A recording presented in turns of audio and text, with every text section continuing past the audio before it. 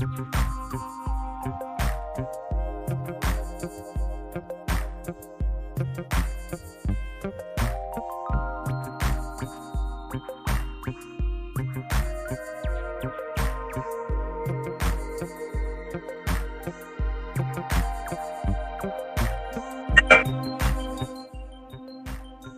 I'd like to welcome everybody to Black Space, the space where we discuss what we discuss.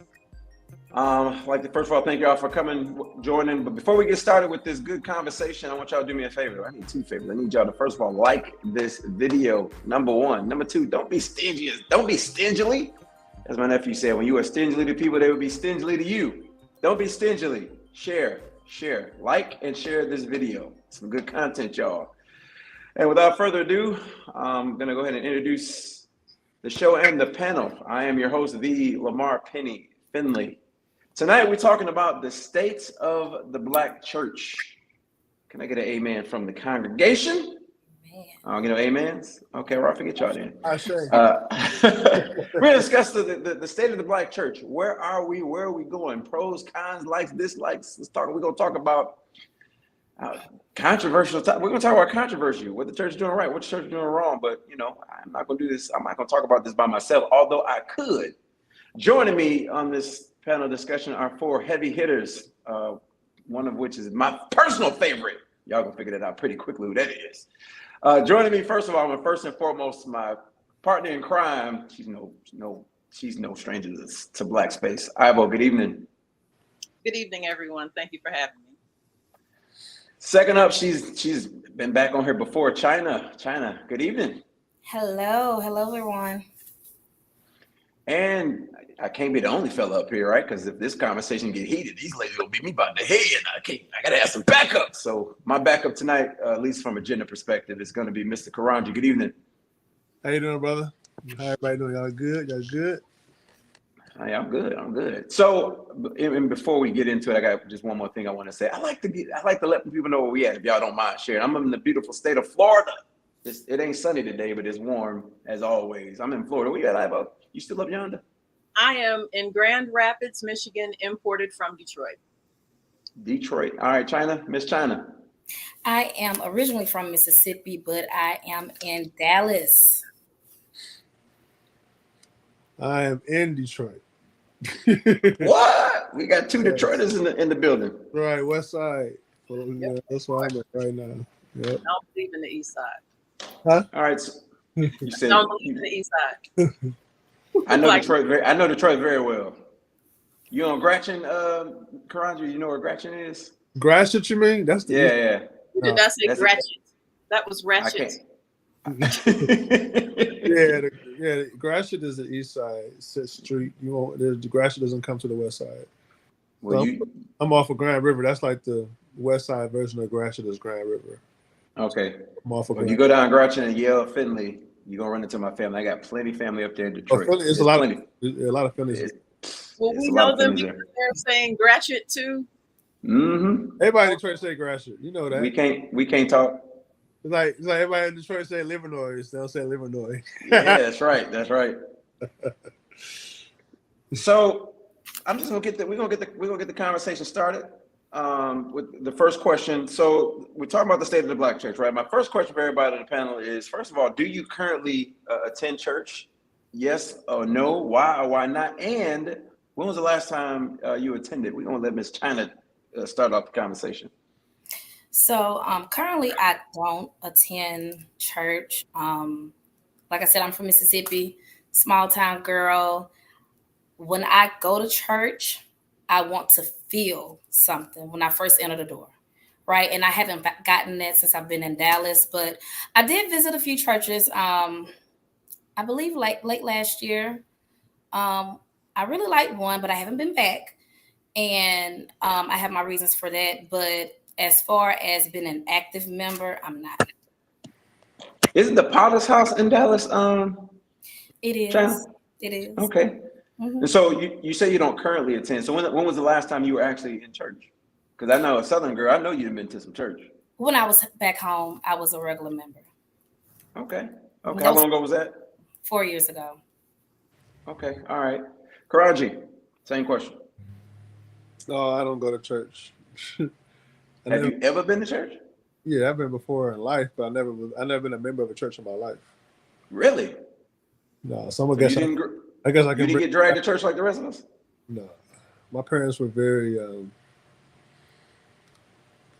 independent thinkers, and so Okay. they. I'm going to definitely bring a different perspective to this conversation, probably from a spiritual and religious standpoint. Okay. Okay. I look forward to that dialogue. It's gonna be interesting already. I vote. Hey, yes, I do attend church. Um, I have not been attending physically since COVID, and I don't currently have a membership, but I do attend.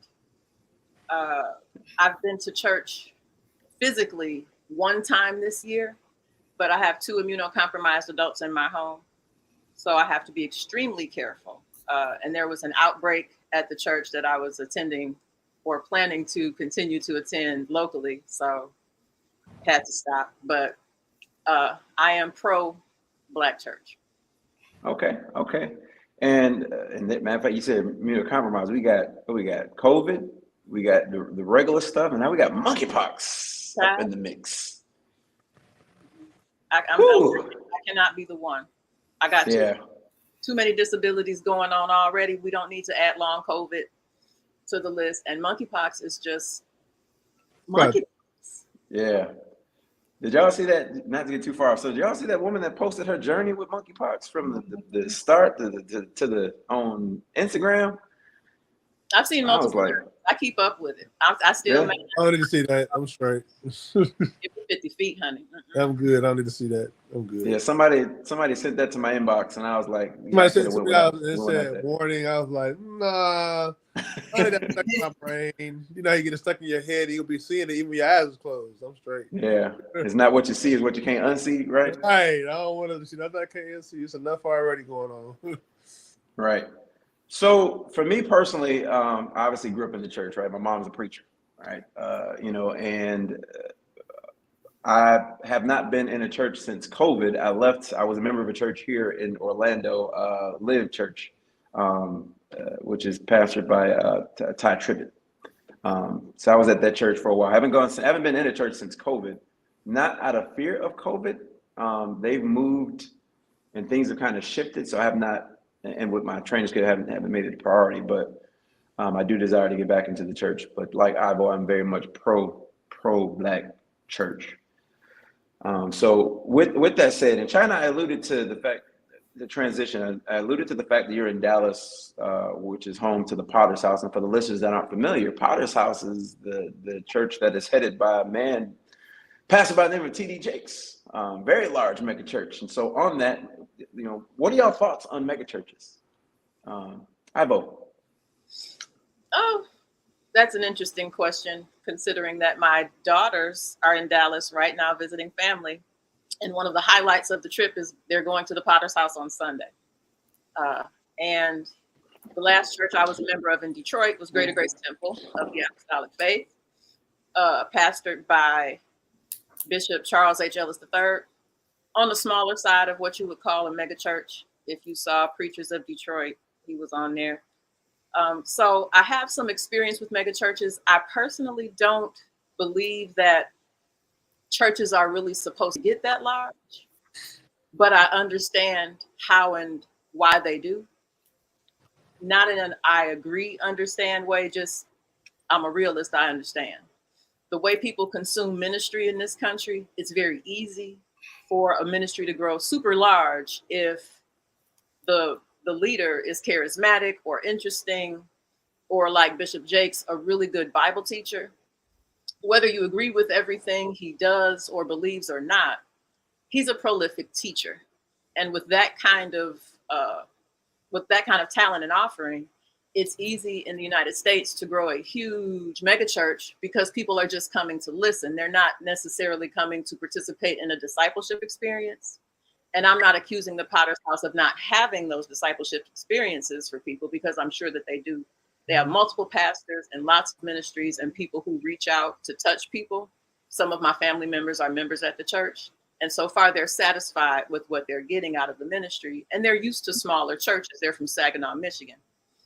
But again, I don't think ministries should be that big. I think once they start growing like that, they should be broken off into smaller ministries to keep things more intimate and to keep discipleship as a focus and a model instead of the lecture model that we tend to see in American churches today.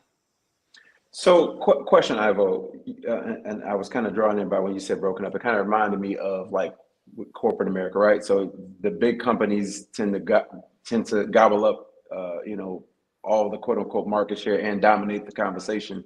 Do you think that the mega churches monopolize that conversation? What conversation exactly are you talking about? So conversations going on about Christianity and within Christendom. What specifically do you mean? So with respect to outreach, right, and respect to like how we're viewed, right? Do you think that because they're so large, like those that are looking outside, looking in, looking at the faith, do you think that they overrepresent what we do in the Christian church, and that they are an overrepresentation of that? For the Black church? Yeah. No, I don't. The American church, I think people get it twisted by assuming that white evangelicals represent Christianity.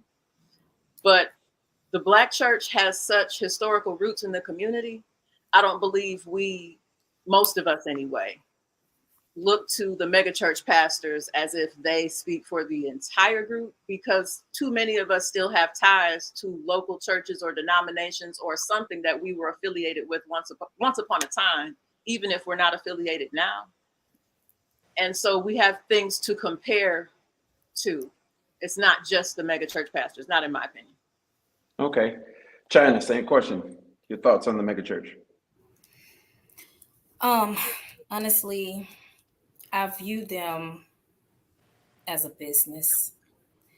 And the reason why I view them as a business is because I've only visited one.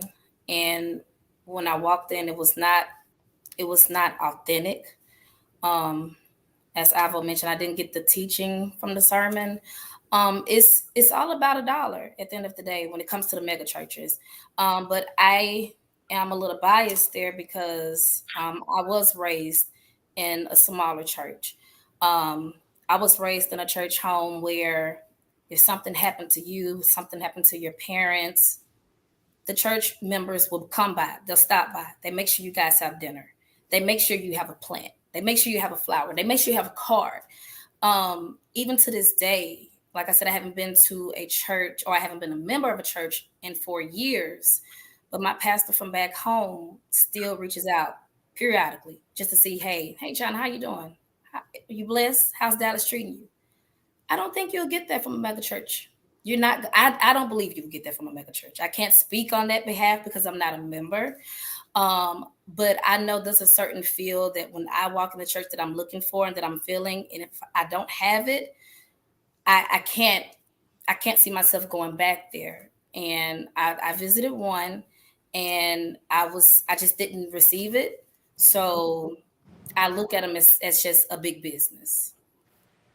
So I often hear that people say that it's just a business, right? And I think, and I also hear that those folks they aren't members of that particular church. And so that's one of the reasons why I asked Ivo, does she believe that the mega churches dominate the conversation, right? They dominate what we see, right? And so we judge every other church as that, because I've also heard that the smaller churches are just the smaller intimate churches where the pastor does have a relationship and does do those things. It's just a business, right? And so that's why I feel like my personal thoughts is that I feel like that the mega churches do in a way dominate the conversation. They kind of put out the image that everybody else sees. And then on the flip side, those of us that have that image weren't necessarily members of the mega church, because I was a member of a church in Wisconsin, Milwaukee, Wisconsin, that it's not a mega church by any shape or form. It was one of the largest churches in that community. And the pastor, who's no longer the head pastor, but we still keep in regular contact, he knew all of his church members by first name and could also tell you things about his members. Like small stuff, birthdays. When I first came in contact with you, which I found to be totally amazing that he could do that. And he had a few members. And so, but that's why I asked that question of Ivo. But Karanji, Can I say go something? ahead, Ivo. Go ahead, jump in. Just to address what you just mentioned about pastors knowing the membership, I can't speak for every megachurch and every pastor, but I do have to stand for Bishop Ellis a little bit. I was pastored when I was there. He knew my name. He has an incredible talent for remembering people.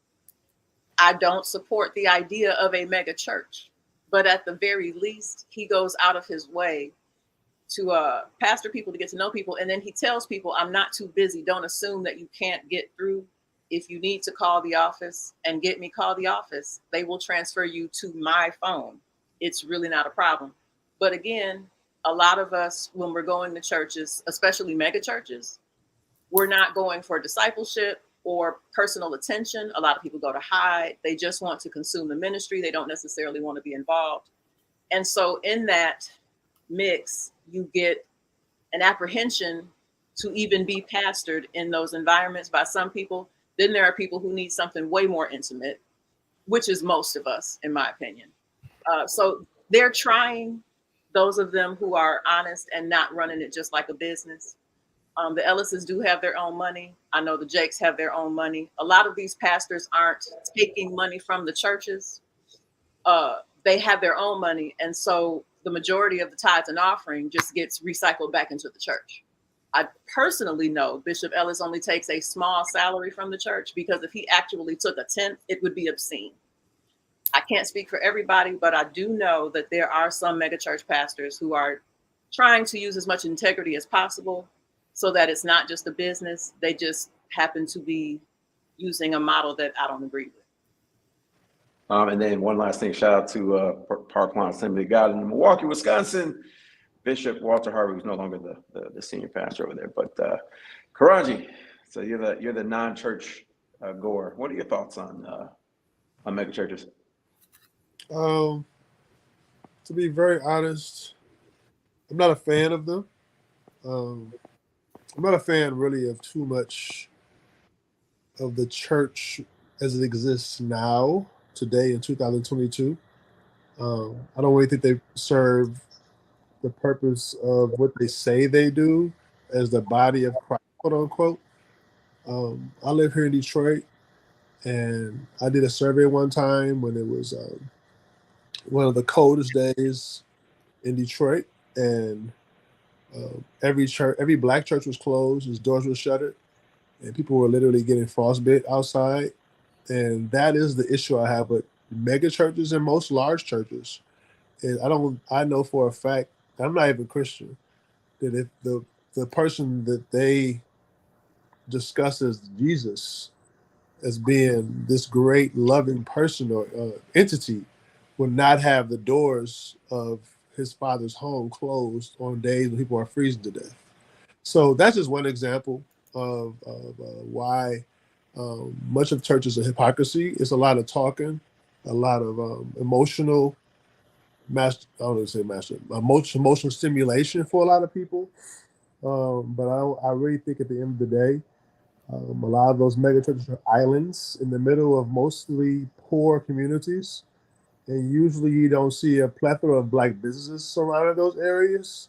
So the people are not having any tangible, real solutions for themselves in those communities. A lot of times they get filled up, quote unquote, emotionally, and they go home, and then the cycle returns again. And I think as a people, we don't have time to just emotionally stimulate people without any real results coming from it. I understand this. People say, well, you have prayer, you have faith. But one of the things I have a lot of respect for when our churches were much more significant during the times of Pastor C.L. Franklin, which is Aretha Franklin's father, and Dr. Martin Luther King, and even going from so far back as the Honorable Marcus Mosiah Garvey, who actually patterned his movement in the Christian church. Everything had a purpose for the improvement of the lives of black people. It was not just, I'm just going to go to church, I'm going to hoop and holler, and I'm going to go back home. They actually were creating businesses. There were medical solutions. There were legal solutions. There were just things that made it so the church was truly a solution for our people. And even the time in the more present times when Aretha Franklin, Dr. C.L. Franklin was living, he did things that helped us to solve a lot of our solutions as far as racism and police brutality and things of that sort. He was even aligned with organizations who were not necessarily in the church, such as the Republican of Africa, who had their national meeting there. And when the Detroit police at that time, who was a predominantly white organization, now it's predominantly black, came and raided and tried to attack them, he allowed those brothers and sisters to take refuge because he saw the greater good of them doing good for our people and our communities. And so those type of things have been largely lost and have been replaced with, I think, a lot of empty things that have not really proven to substantially or to have any concrete, real things you can see that are really improving the lives of our people. If anything, I would say that in the last 30, 40 years, the church has become less significant in improving the lives of Black people. And when it's that responsibility, I feel it is their responsibility. Any entity that has that much influence in our community has responsibility. To whom much is given, much is required. I had a pastor, one of the pastors of Little Rock Baptist Church, tell me one time when I was went to the same gym in Detroit. He said one of the issues the churches, he said, is he's a major pastor in Detroit. His daughter is the president of the city council here in Detroit. He said the Black church has fallen in love with itself. And so that is basically what I think has happened. Even though I'm outside of, quote unquote, the religious component of things, it's just not, I just feel it's not a good entity right now for our people overall.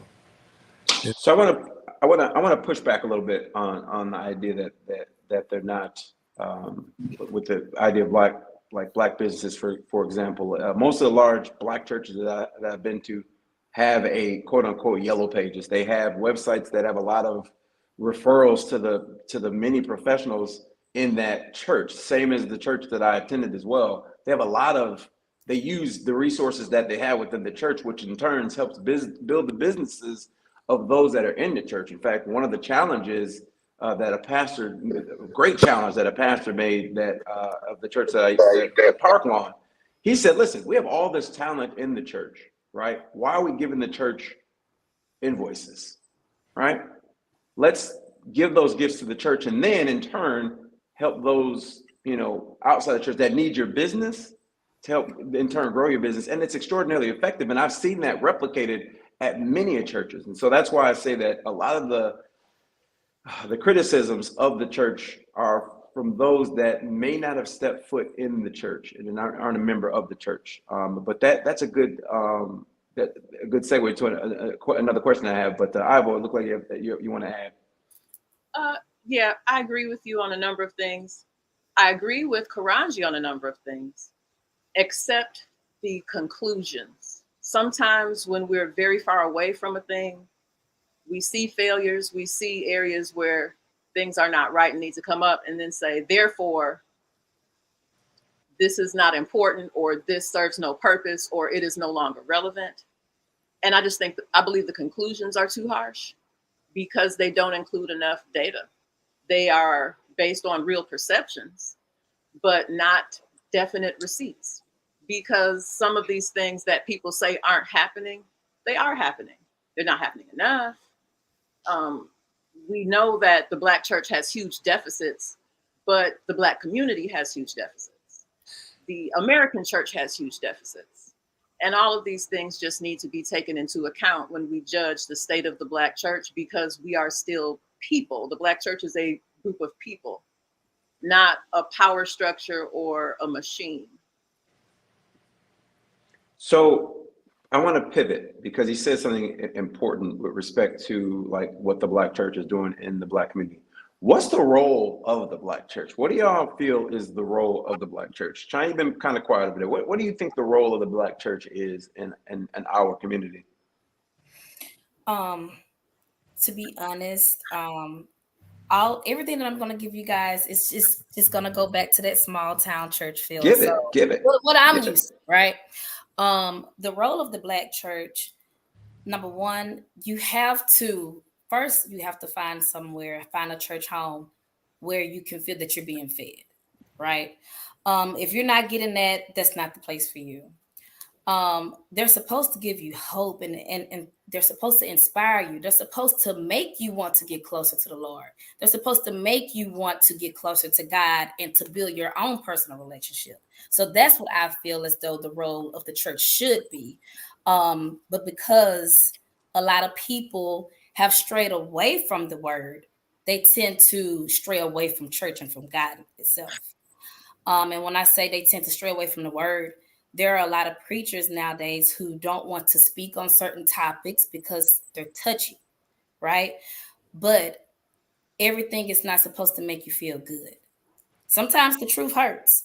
And in our community, when we don't agree with certain things, we tend to leave everything all together as a whole. And what I mean by that, I mean the church as a whole. But to me, the church should want you to build a stronger foundation with you and God. I vote. I agree. I agree with what China was saying. The mission of the church, biblically, is to reconcile humanity to God. Those who have a revelation of God and want to make their calling and election sure in Bible language, or who want to deepen their relationship or realize a relationship with God, come to the church. There to be discipled, and we learn how to live as the children of God. That's what the Bible says the purpose of the church is. In the community, the Black church has served many roles, and many of those roles have nothing to do directly with the religion or the faith, but because of the needs of the people, the Black church, as any other church should, stepped in to meet those needs. In 2022, we don't have the same needs. We don't have the same anything.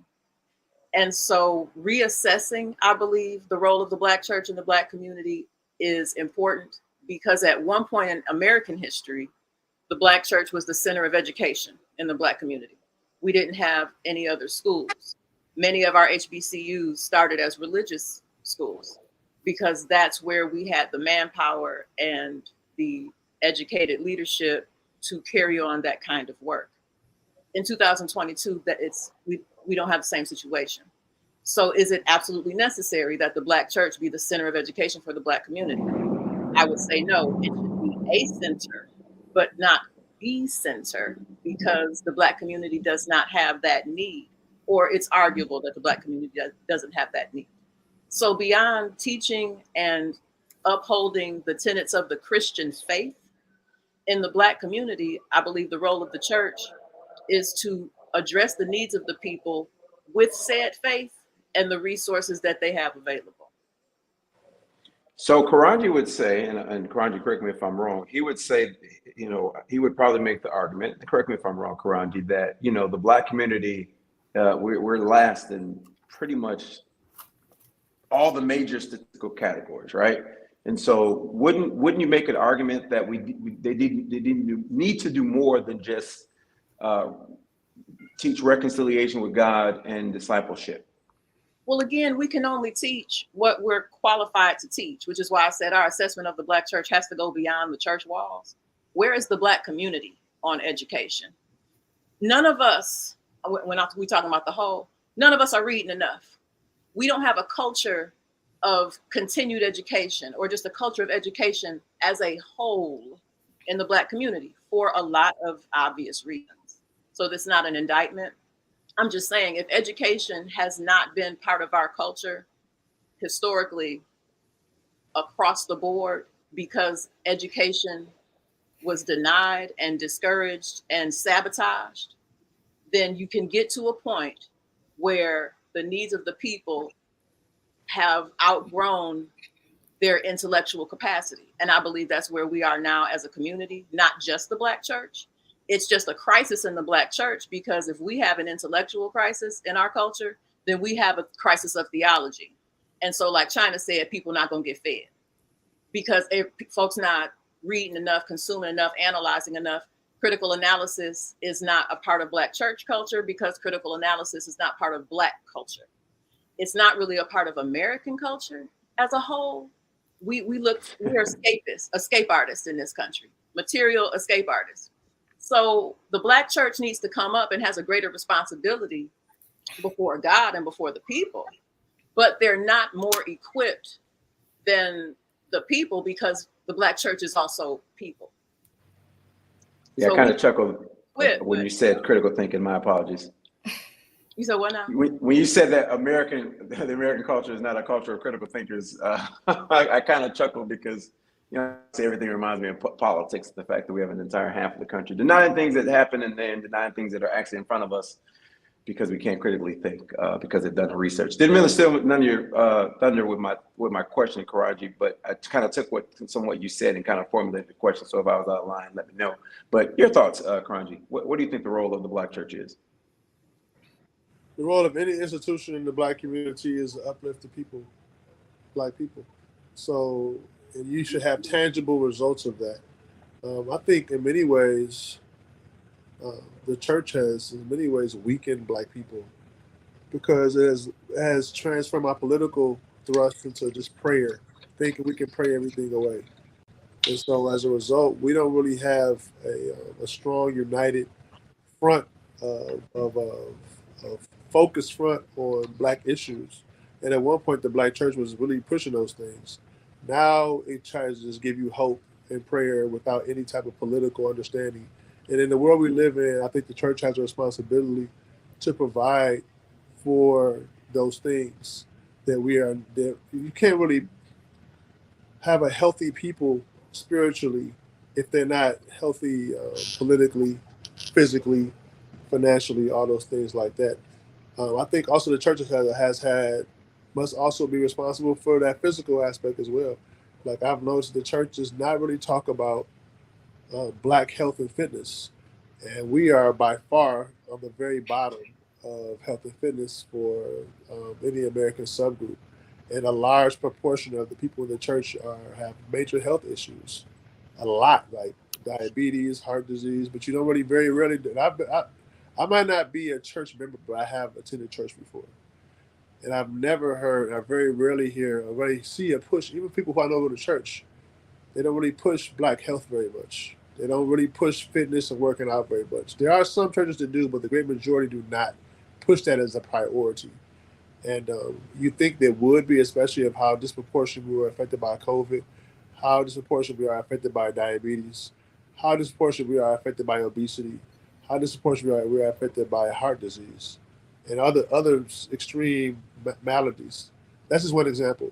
And so I think, overall, once again, I go back to my main point that the Black church has a huge opportunity to make a big impact on improving the lives of Black people. I mean, it's the one thing people come to every week for hope and for some way of improving their lives. But I don't see any results. If I'm a teacher, for example, I am a teacher. I have a degree, education, master's degree education. And I have students coming to me every week and they're spending hours of time with me. And they go home and they're not learning, they're not better. They haven't improved their knowledge base and to be able to pass tests and be able to apply things in life. And I'm failing as a teacher. And I think for the most part, obviously the church is failing because if you look at the communities that the churches exist in, are disproportionately African American, disproportionately impoverished communities. Those communities are not better off. Yes, you might have some businesses that are there, but the communities are not better. The children are not better off. The elders are not better off. And the adults are not better off overwhelmingly in those surrounding communities. So I look at the results. What are the results? I'm a very result-oriented person. I'm very logical in thought process, So I think we got to do a lot better at holding the church accountable for getting results of improving the lives of Black people. He said the church needs to be held accountable. He said we're not pushing health. People accountable if you had a single receipt for anything you just said. Those are perceptions, but you don't have receipts for that. you've made a lot of generalizations and said a lot of things that are not true. I get where you're coming from. I'm not saying you just pulled it out of the sky, but you made some unfair assertions as if you had receipts to that effect, which I know you don't, because you're looking from the outside. You don't attend church. You don't even support the Christian faith. So then how would you know where the results do not exist? Because we can tell you where at least some of the results do exist, because things have, the Black church has evolved. All of the evolution hasn't been in the right direction or even in the direction of where the Bible says it should go.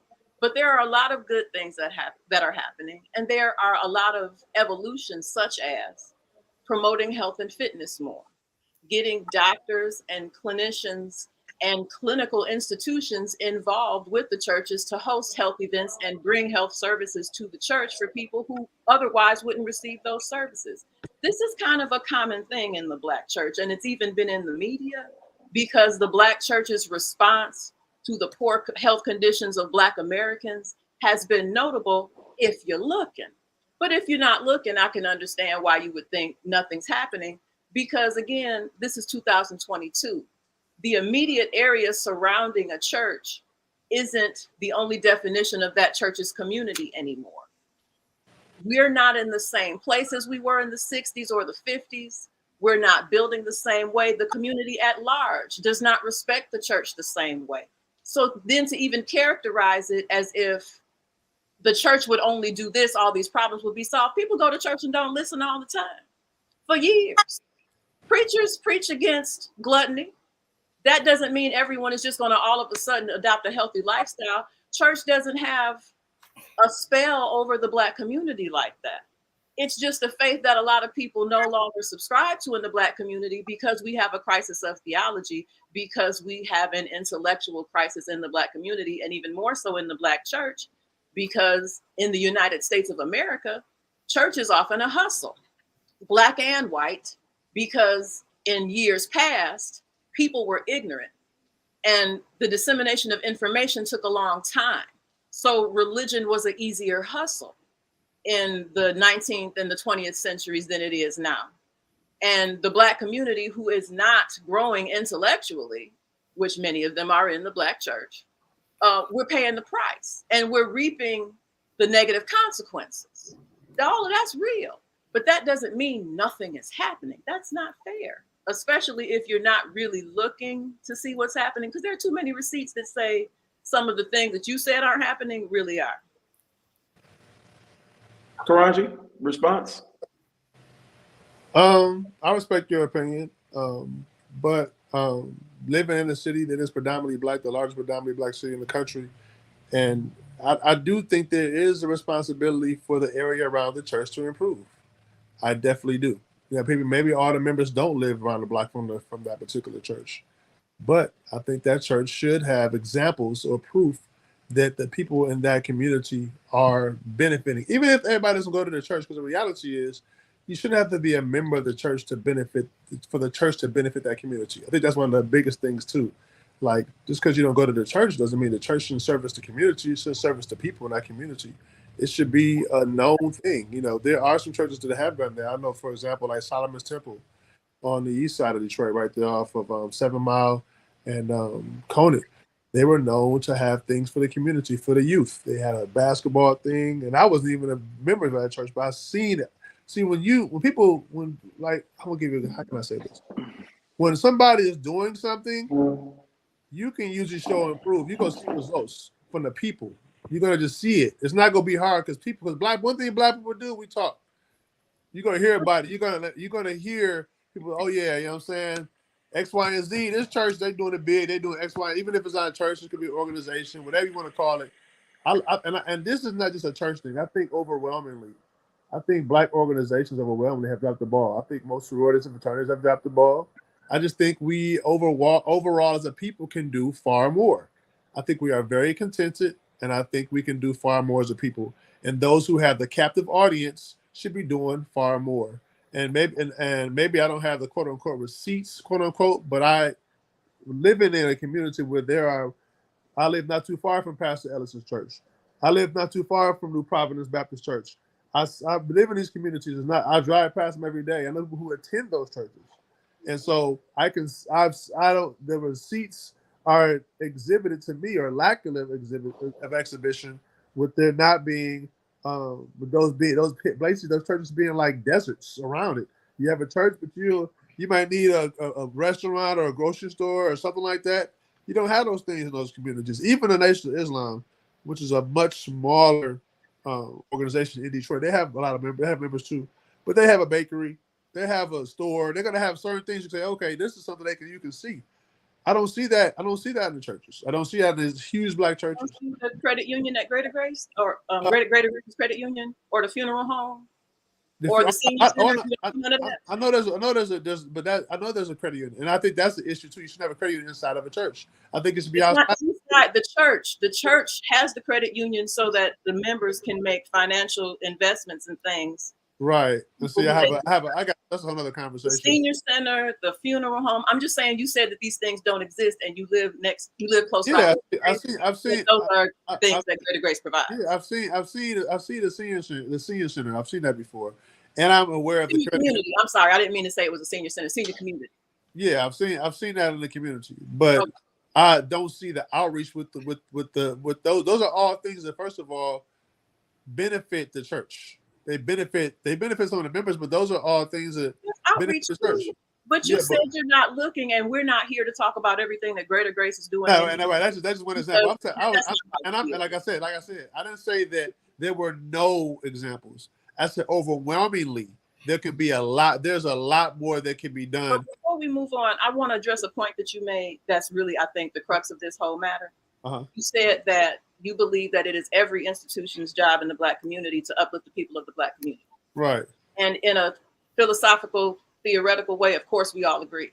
The thing about church, though, and churches in the Bible, according to the faith, all churches are not going to be equally empowered to serve the community. Some churches are small, some churches are poor. The Bible talks about churches supporting each other in a network because all churches are not able to serve their communities in that way because everybody's not simply rich and doing better than you Definitely. Because they serve the Lord. That's logical. It's an unfair expectation of all Black churches, especially considering our positioning in this economy and in American capitalism, to expect all Black churches to be able to serve in that way. It's actually unfair, and it's not even a requirement that Jesus puts on every church. So for the Black community to put that requirement on every church, it's just not fair.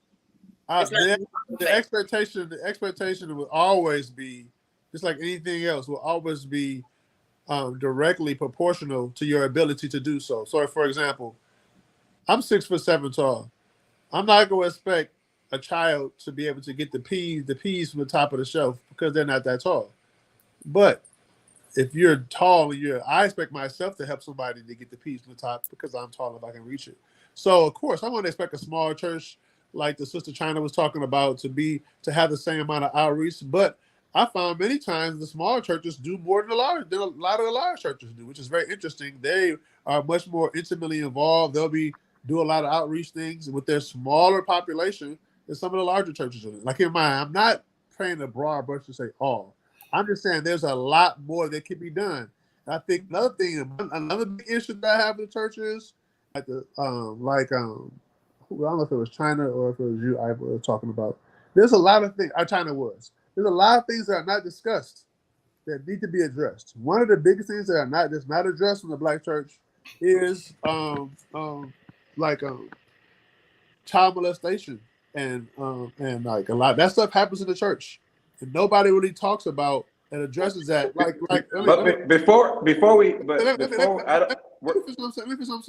That's just one example.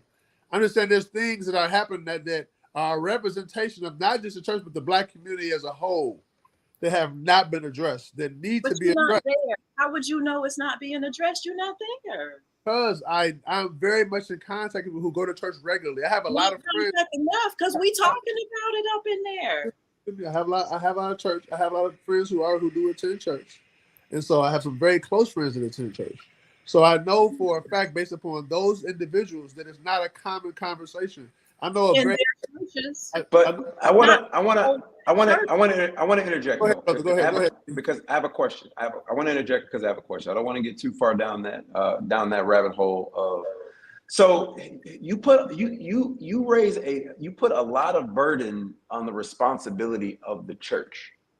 And I'm going to say it's an unfair burden. And to be clear, even though I'm very pro-Black church, I'm very critical of what the church does and what the church does not do. Right? I'm extraordinarily critical. In fact, in the line of questions for this podcast, I was pretty critical and had to kind of back off into some of the things I wanted to say because I'm very critical. But it's an unfair burden to put on an institution that, as I've said before, isn't viewed the same.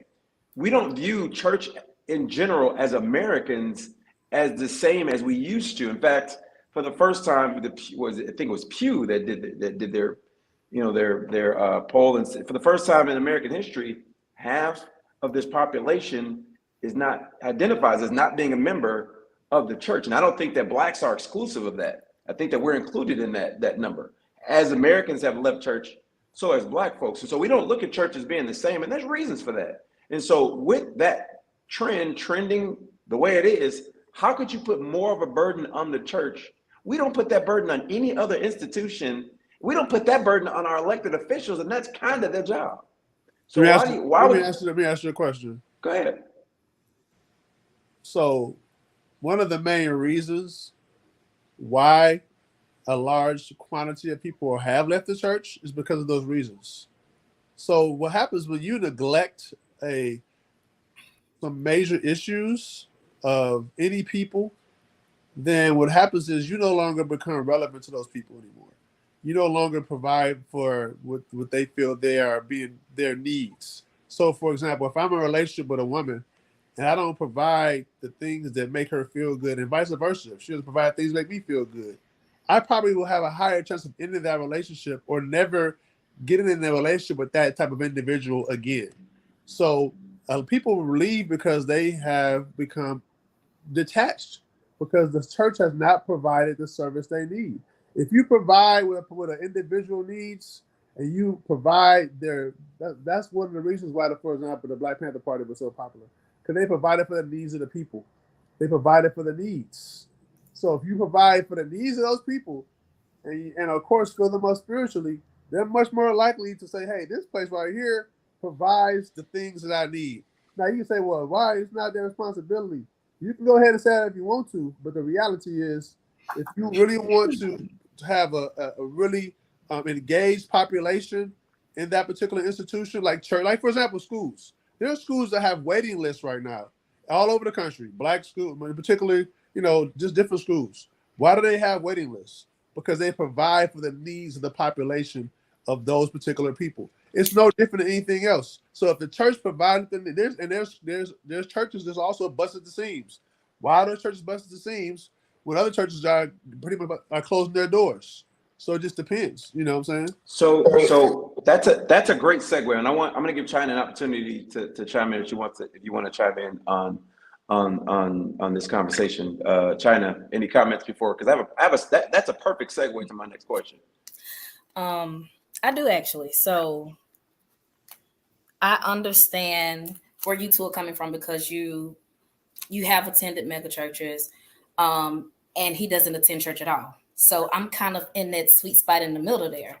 The Bible speaks of it where 2 or 3 are gathered. I'm in the midst, right? We could have church right now where 2 or 3 are gathered. So I think what he's saying, you don't really see people out on the grounds anymore. You know what I mean? I remember when I was younger, you would go into Walmart or go into Target. You have church groups out there. They're out there passing out Bibles. Hey, passing out flyers. We're having revival. If you want to attend, can you sing? You need to come join the children's choir. You need to come join the adult choir.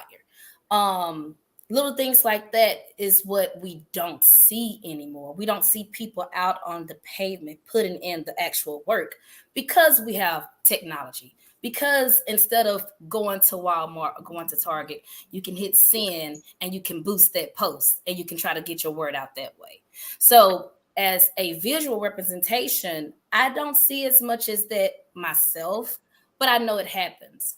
I used to be a teacher. My church, we would, when it would get really cold, we would have people drop off old coats that they want to donate. You would actually visually see that, and I'm pretty sure that happens as well, even with larger churches. But as an overall picture, you don't have that visual representation out on the pavement anymore. That's my So let me add something. Go ahead, Ivo. Because I think I need to make this clear. I became apostolic, if you will, because I've been in church all my life, but I landed in the apostolic faith. That's where I was baptized at Greater Grace Temple in Detroit. I moved to Grand Rapids when I got married, and I ministered 13 years in what you would call a storefront church. I am no stranger to small church environments. I've been in small, medium, and large. I was one of those people who was out there. And the reason why you don't see it as much anymore is because, one, we get treated like Jehovah's Witnesses. No offense to the Jehovah's Witnesses, but y'all know how people do. And then, two, information isn't disseminated the same way anymore. People don't have the same sensitivity that they used to have to people handing out things because, one, you got a lot of different people handing stuff out. And then, two, you can go online and learn things. You don't have to, we don't depend on the local preacher or the evangelist who's handing out gospel tracts to find out what we want to know about Jesus or the church the way we used to because of technology. Then you got different groups, Nation of Islam, they handing things out too. Jehovah's Witnesses are handing things out. You may have some Black Hebrew Israelites handing something out. It's a whole lot going on. And so people have become more resistant to that kind of evangelism because we think we know. It's the United States. Everybody's been exposed to Christianity. So people are like, yeah, I hear. I get it. And people actually just lose enthusiasm for that method of outreach. It's not that pastors aren't trying to get folks to still do that, at least in the smaller churches, but a lot of them are discouraged because it's just not the same. And one of the major problems I see with the Black church as it stands today is using outdated methods and theology to try to meet current need. We have not evolved enough intellectually, and we haven't analyzed the situation. So we just keep throwing tradition at stuff, and it's not working. So two things that were said is another segue into another question that I have for the panel tonight. So Karanji said that if the church were essentially meeting the needs, people would come, right? If they were meeting the needs, people would come. You would see the results. So there is a church. There is a ministry that is quote unquote meeting the needs. It seems to be the one sector of the Black church that is growing. And that is the good old prosperity gospel. Prosperity gospel draws members here, far, near. Potter's house. No, I don't think Potter's. Strike that. I don't think Potter's house is built on prosperity ministry. Obviously, Ivo, you can correct me on that one. No. Okay. That's right, because he moved from, was he in West Virginia? I think West Virginia to, yeah, okay. So yeah, I am correct. So Potter's house grew on prosperity ministry. Dollar's church grew on, and I don't even know the name of his church, prosperity ministry. I'm so anti-prosperity ministry, I don't even follow these churches. The only pastor I know of that preaches of this that I do actually follow is TD, and I follow him sparingly. It depends, all depends. But a lot of big Creflo Dollar, TD Jakes, Eddie Long, they all have grown their ministries. Is Joe Osteen prosperity? He is prosperity ministry, but I'm talking about Black church. He's not Black. A lot of Black people go there. So we're saying yeah. But yeah, I don't consider him to be a Black church because it's not. My qualifier is you're a Black pastor. So many Black people to go there. Go ahead though. Right, but you guys get the sentiment, right? A lot of Black churches that are growing are preaching this prosperity ministry, and I believe that one of the reasons that it grows because it is fundamentally a very popular American thing, right? Because Americans love their capitalism. And in my opinion, in capitalism and Christianity, I don't see how they go eye to eye, but they draw Americans in. It's the message that Americans want to hear. They're meeting the need. And so using your metric earlier, Karanji, would you agree that those churches are in a sense successful at doing what they're supposed to do? I mean, they do grow businesses. They are growing. They're meeting the needs of their members. I mean, what say you? Yeah, they definitely are providing a quote unquote need, but they're exploiting.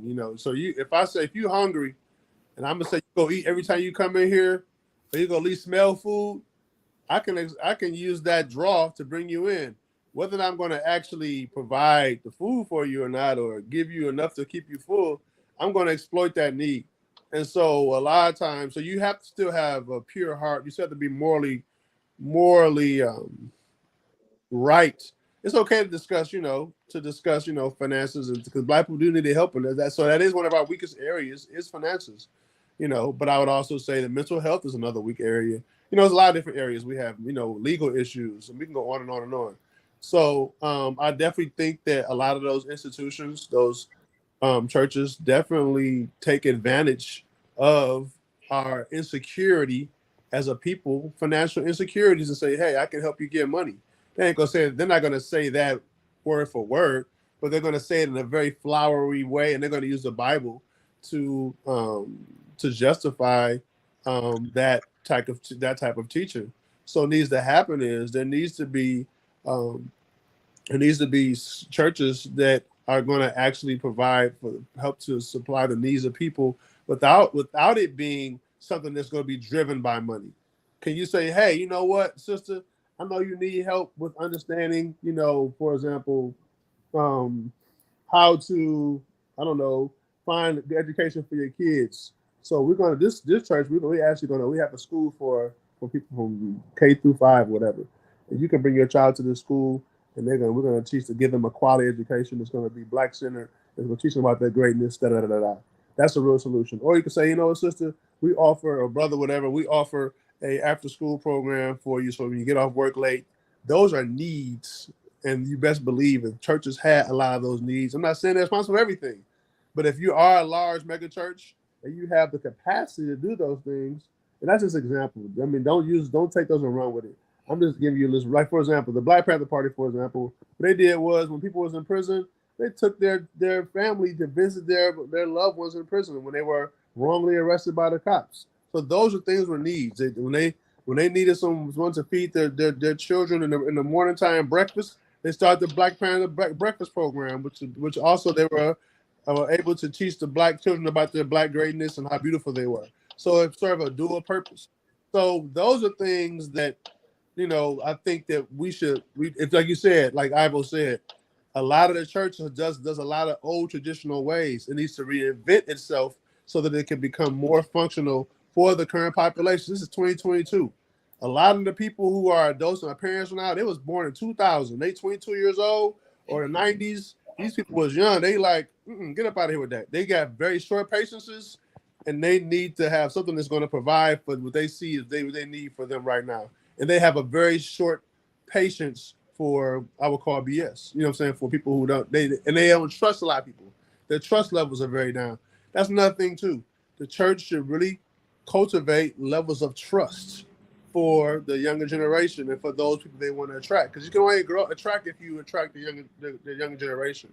You can't just only attract elders in their 60s, 70s who are on their way out. So real quick point of clarification, I want to give a quick definition for the audience. So for those of you watching that aren't familiar, prosperity theology is a religious belief that amongst Protestant churches that the financial blessings and physical well-being are always the will of God. And if and that faith, positive speech, and donations to cause will increase one's material wealth. Just want to give that definition. Well, Ivo, you ready? I know you're ready to jump on this one really quick, Ivo. Don't follow.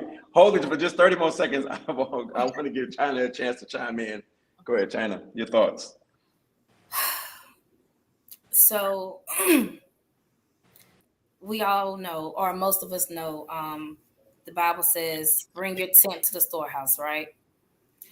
I have been in church where after, I'm using this as an example, after the tithes and offering were collected, this minister literally got to his feet and said, if anyone want to receive an extra blessing, bring $50 up.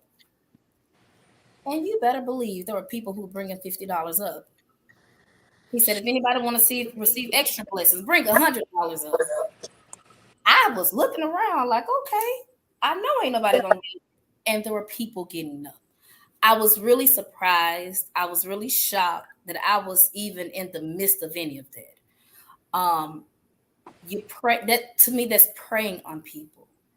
Don't tell anyone that God, you have to bring even more to the storehouse in order for you to receive your blessing, because that's just not true. That's not true. That's not right. You're preying on gullible people. And we can go down a rabbit hole, but that's just my personal take on it. And I can't follow that. That's nothing that I can get behind. That's just my opinion. I could go a little bit deeper, but I'll just stop there. All right, Ivo, thoughts? A few Don't things. Don't pop on me. A few. Okay. First, Karanji, I just find it really ironic that every example you use about what the church should do to meet needs are examples of things that churches in Detroit are doing. If you are not looking, you won't see it, because the Black church cannot meet the entire need of the Black community. The Black church is a small part of the Black community, made up of members of the Black community. So the expectation is just, it's obscene. Like, and then it's giving white liberal ally, where like they get upset about something because they finally become aware. Then they come up like, okay, we got to do this, and we need to start this organization, and we need to do that. And the people who have been in the trenches are like, this is what we do. Well, thank you for coming, but there are people who do this. There are people who do all of that, but because you are not interested in those things on an intimate level, or at least I imagine you're not based on what you said today, you're just not as aware. So I don't think it's fair to then say the Black church needs to do this. It's just not a fair assessment. To what you said, China, I've seen it myself. I agree that it's messed up, but it makes me want to clarify some things about the predatory nature of some of the leadership in the Black church, or the way that kind of predatory behavior happens. Black ministers are not these intellectual elites who know everything and know everything that they're consciously doing, unlike other human beings. A lot of these people actually bought into that prosperity gospel stuff and believed it. And by the way, that wave is over. A lot of these preachers have repented publicly. Jakes is one of them. Creflo Dollar recently came out with his views on tithing. His current views, I agree with. He said he could have said it a long time ago, but it's rough in ministry. There's a lot going on. A lot of these guys actually fall into the deception themselves and then pass it on, because we are not, all of us don't have pure hearts, and we're not all pursuing the gospel in the way that the Bible tells us we're supposed to, with a certain level of integrity. People have made a culture of grabbing a hold of half a message or half an idea and then regurgitating it without a full understanding of it. And so we're getting carbon copies of carbon copies of carbon copies of already poor doctrine. But it's not like the leadership got together and said, how we gonna fleece these poor Black people for all their money. Most of those leaders, they bought into it themselves. Like, there's always the fringe predators who absolutely know what they're doing, came into it because they were looking for a hustle, and like they're cold inside. That's real. But those tend to be a minority. You know how we say hurt people, deceived people deceive people.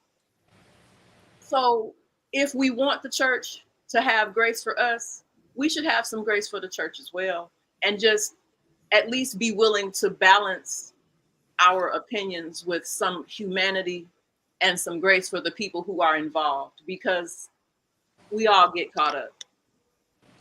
I also want to point out that, you know, there's a saying in media, if it bleeds, it leads, right? We talk about all the bad things that churches do. And one of the questions I was going to lead with was with respect to some of the scandals, but we don't talk about we don't even focus on the good that churches do. So for example, even in this conversation, we're talking about the credit unions that will give loans to its church members that other banks won't typically do. They'll do those things. The senior centers, there are a lot of them, even the mega churches that have schools that, you know, have and run schools for the membership.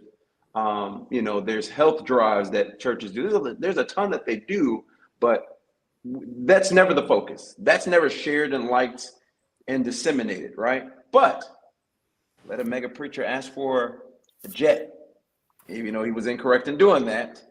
Everybody knows about that.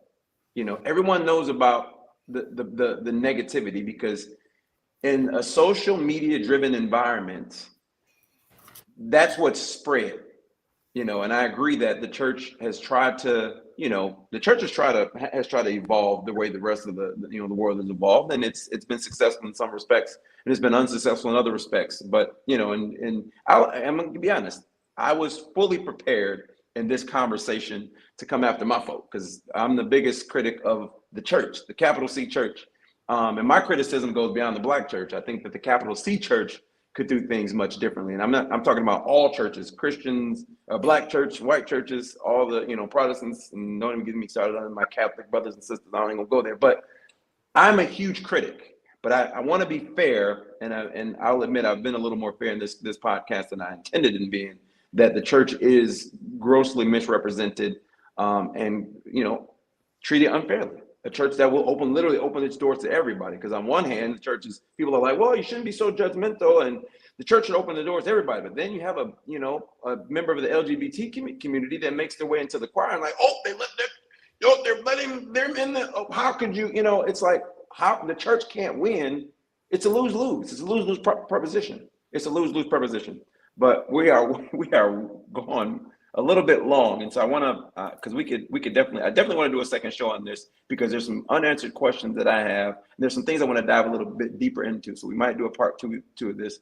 We'll see what Nate decides. But I want to close with this question on a positive note.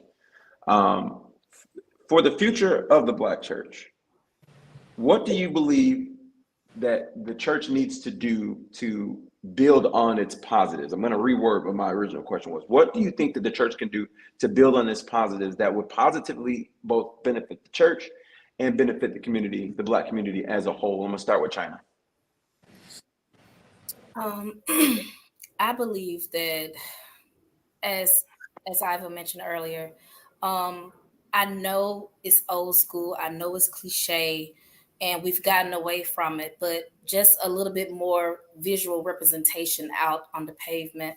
To me, it's critical that I have to know that where I'm going to be getting fed, that you're actually practicing what you preach. And you mentioned, this has nothing to do with the church, but I had to write up my assistant today. And what I told her was, I think you're doing a great job. That's what I see. But the one thing that you do wrong, that's what overshadows the good. And when we have scandals and things like that, regardless if that has anything to do with the church that you're actively going to or not, that will still stray some people away from the church. So I believe we do need to put a greater focus on the good, because the only thing we're going to see on social media, in the news, gossip, we're only going to see the negatives. So I believe that the church needs to be more present, needs to be more active. And if we get back to some of those old school ways, I believe we would be in better shape as far as the Black church as a whole. And, you know, like I said, you know, it's 2022. We have to be realistic about it. But I feel as though if there was a little bit more visual representation, we would be in a better place as a whole. Karaji. I think the one thing the church has that is good is its ability to galvanize Black people. And so I would say the way it can improve upon that is to galvanize it in a more transparent way. I think one of the things that I have an issue with the church that it can improve upon is that there's no institution that is perfect. So in order to become more perfect or improve, you have to truly be transparent and say, you know what, these are the things we can do better. And I think that's one of the biggest issues I've had with churches, is that they're beyond critique. Nobody, you don't say anything about the churches. We talk about our schools, we talk about our roles, we talk about our jobs, we talk about our relationships. But the church is perfect. Like, you can't say nothing bad about it, or you hating God. So I think if the church wants to really be moving into this next, while in this new millennium, be transparent. Say, hey, you know what? There's some things we've done good, but we want to ask you, what are some ways we can become better? How can we become better? How can we, if you like in a relationship, if we're all friends here, if I'm in a relationship with one of these sisters, or we're all friends, say, hey, you know what? How do you think I can become a better friend for you guys? What are some things that you see in me that will make me a better person in this relationship? And I think the church could do a really good job if they just were very humble. Because the guy, Jesus was humble. Well, humble to say, you know what? What are some things I can do to become better, to better serve the people, and be a better advocate for increasing the spiritual health of my and health overall of my congregation and my community. And that's what I would say. I vote. Well, praise God. I completely agree with Karanji and China. All right. The only thing I want to add is that we need to peel back this capitalistic veneer that is laid on top of everything in our society. That's how we got pulled into this prosperity gospel mess. That's how we got away from the traditional things that we ought to be doing, the presence in the community and the transparency that needs to be there. We try to run churches like businesses in the name of growth. And in a capitalist society, it seems right, but there's a way that seemeth right unto a man, and the end thereof is the ways of death. If we would peel the capitalism off, scrape it off, whatever, and then just look at the Bible and Jesus Christ through eyes that are less American, there's a lot more to see. And a lot of the things that people expect from the church, we would do them, and we would be more visible in doing them if we weren't trying to be so American about everything and finding shortcuts to growth and making the gospel a self-help doctrine instead of the religious faith that it is. Listen, y'all have summarized that perfectly. I agree with all of y'all. And man, I will listen. That whole Americanized thing, and one of my biggest criticisms about the American Black church is that it is uniquely American. I've traveled this globe, and it looks nothing, with the exception of the churches that are partnered with American churches that have that sister relationship. The church looks nothing like this anywhere. The Christian church looks nothing like this anywhere else in the globe. When we say the Black church, you go to some of the African nations, they operate nothing like they operate here in the States. It's an entirely different institution. And if I were to close, I would add that as well. But I want to also say that I think that churches need to get back to its family, promotion of family, the Christian family. Extended families are fine, these, other types of are fine. But I think that we've gotten away from that promotion and pushing for that. And it is more of a capitalistic push instead of pushing for the roots. I think I've said many times that, our communities are only as strong as our families. I use the metaphor of the cell. The cell is the basic building block of an organism, right? Strong cells create strong tissues, create strong organs, create strong organisms. Strong families create strong communities, which create strong cities and nations. And so I think that if the church would get back to that message and push and promote and help to build those things, it would help us. That would reverberate into the rest of the community. But that's my 2 cents. Can I interject one thing on that? Go I ahead. like to say about the family.